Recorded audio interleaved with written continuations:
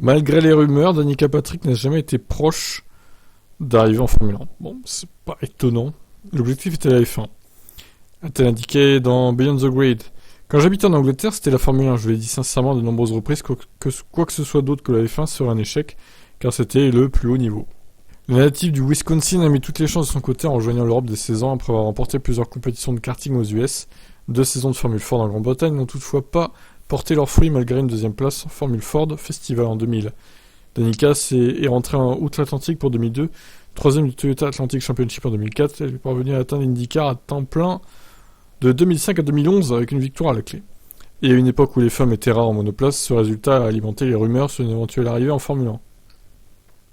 À quel point est-elle passée près de la F1 ? Pas très près vraiment. Je ne crois pas qu'on m'ait véritablement proposé des essais. En fait, ça semblait toujours être des ragots des médias, juste pour susciter l'attention parce qu'on ne m'a jamais appelé.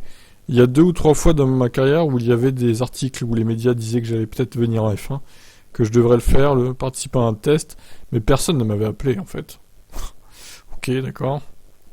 Peu après la victoire de Patrick à Motegi, au volant d'une Andretti à moteur Honda, il avait été rapporté que le constructeur japonais envisageait de lui proposer des essais fin 2008.